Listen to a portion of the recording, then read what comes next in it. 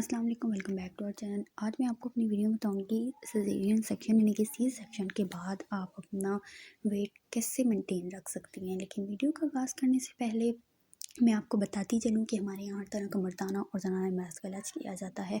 हमसे अपना इलाज करवाने के लिए, हमारी अदवायत घर बैठे बज़रिया पार्सल हासिल करने के लिए, किसी भी कंपनी की अदवायत और जड़ी बूटी घर बैठे हासिल करने के लिए आप हमसे व्हाट्सएप पे रब्ता कर सकते हैं।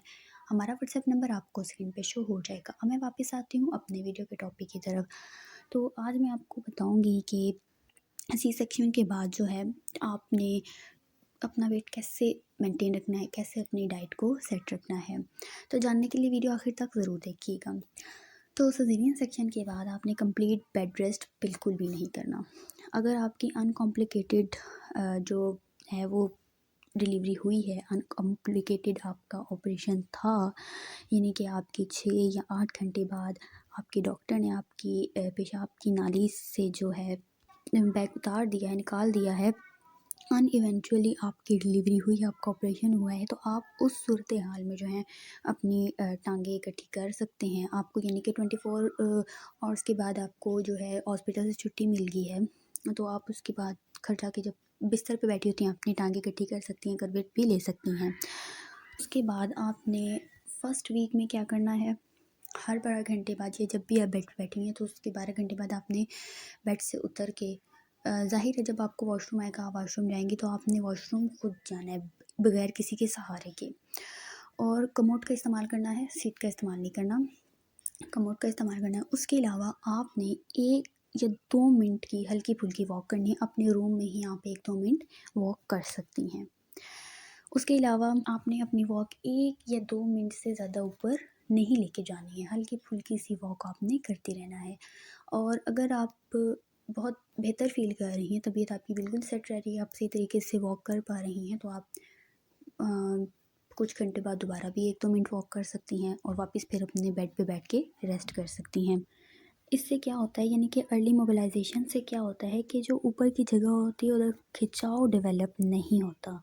मोबिलाइज से आपकी ब्लड फ्लो जो है ज़ख़म की तरफ ज़्यादा बढ़ती है, और जब आपकी ब्लड फ्लो ज़ख़म की तरफ ज़्यादा बढ़ती है तो उससे क्या होता है, आपकी ज़ख़म की हीलिंग बेहतर होना शुरू हो जाती है। आपकी फिर उसके बाद सेकंड वीक जब स्टार्ट होता है, आपने 1 वीक 1 से 2 मिनट तक की वॉक करनी है। फिर आपका जब सेकंड वीक स्टार्ट होता है, यानी कि जब आप अपने डॉक्टर के पास जाते हैं, आपके डॉक्टर आपके स्टिचेस देखते हैं, आपका ज़ख़म देखते हैं, या उन्होंने जिस तरीके से भी आपका ज़ख़म बंद किया है वो देखते हैं। अगर आपका ज़ख़म हील हो गया होता है तो वो आपके जो है ज़ख़म को बिल्कुल जो है आपके टाँगे जो खोल देते हैं, आपके स्टिचेस जो हैं वो रिमूव कर देते हैं। और फिर आपने उस सेकंड वीक में क्या करना है, आपने अपनी वॉक का ड्यूरेशन थोड़ा-सा बढ़ा देना है। पहले आप 1 से 2 मिनट की वॉक कर रहे थे, उसके बाद आपने उसको 3 से 4 मिनट या 5 मिनट तक ज़्यादा से ज़्यादा ले जाना है।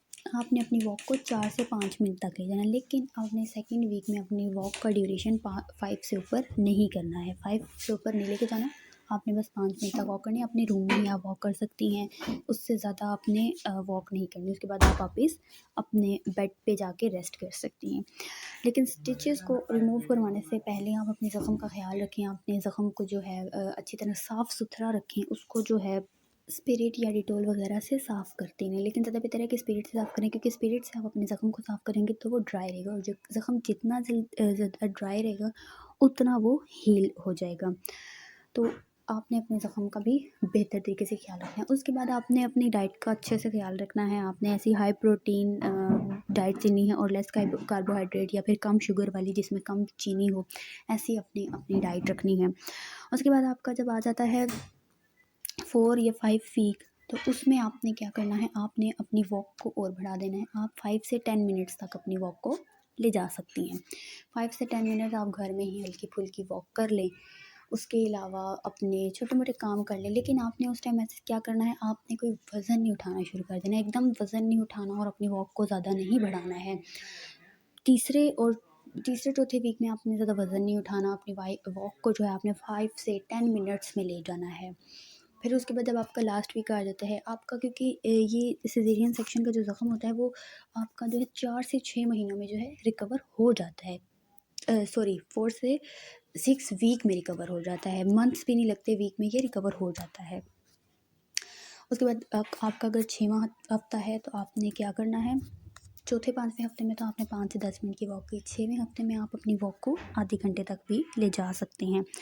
लेकिन उसमें आपने ये ध्यान रखना है कि 6वें हफ्ते में आपका एचबी लेवल सही हो और आपकी डाइट सही है, क्योंकि ये ना हो आपको वीकनेस वगैरह होना शुरू हो जाए, क्योंकि वीकनेस वगैरह होगी तो आप वॉक वगैरह नहीं कर सकेंगे सही तरीके से। इसलिए अपनी डाइट का आप सही ख्याल रखें। आप अपनी डाइट में रेड मीट उस टाइम ज़रूर लें, क्योंकि वो आपके एचबी लेवल को बढ़ाने में बहुत अहम किरदार अदा करती है। उसके अलावा सब्ज़ पत्ते वाली सब्ज़ियाँ खाएँ और एप्पल खाएँ, ताकि आपको ज़्यादा से ज़्यादा प्रोटीन मिलता रहे। फिर जब आपकी वॉक 6वें हफ्ते में चली गई है आधे घंटे तक, तो उसके बाद आप एरोबिक एक्सरसाइज कर सकते हैं। यानी कि अब आपकी बॉडी जो है, आपका ज़ख्म पूरी तरह हील हो गया और अब आपकी बॉडी इस बात के लिए रेडी है कि आप एक्सरसाइज कर सकती हैं।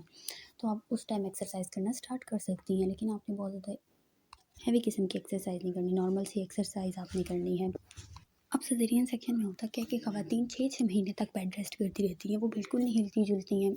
वो कहती हैं उनका ऑपरेशन हुआ है, उनको ज़ख्म है, तो वो बिल्कुल हिलना जुलना बंद कर देती हैं, जिसकी वजह से एक तो उनकी बॉडी बहुत ज़्यादा सुस्त हो जाती है, उनमें नकात आ जाती है। और फिर जब वो 6 महीने बाद 4 महीने बाद बेड से उतरती हैं, तो उनको फिर चलने फिरने में प्रॉब्लम होती है। उनकी बॉडी बहुत ज़्यादा, क्योंकि नकात आ चुकी होती है, सुस्त हो चुकी होती है। फिर वो ब्लेम देती हैं कि ये सिज़ेरियन सेक्शन की वजह से, भाई ये हमें हमारे ऑपरेशन की वजह से है कि हम वॉक वगैरह नहीं कर पा रहे हैं। लेकिन ऐसा नहीं होता। आपकी बॉडी बहुत सुस्त हो चुकी होती है, आपकी बॉडी इस बात के लिए तैयार ही नहीं होती कि अब वो चले।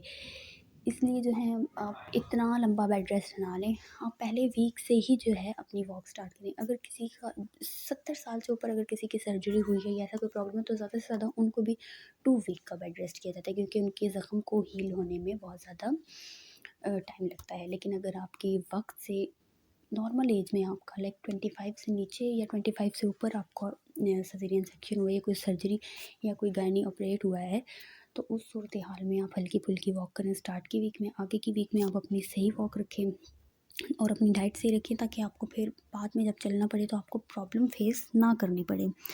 आपकी बॉडी एकदम से स्टबन ना हो जाए, बहुत ज़्यादा आप सुस्त ना फील करें। फिर इस तरीके से फ़ैट भी हो जाता है, बहुत ज़्यादा मोटापा आना शुरू हो जाता है ख़वातीन में।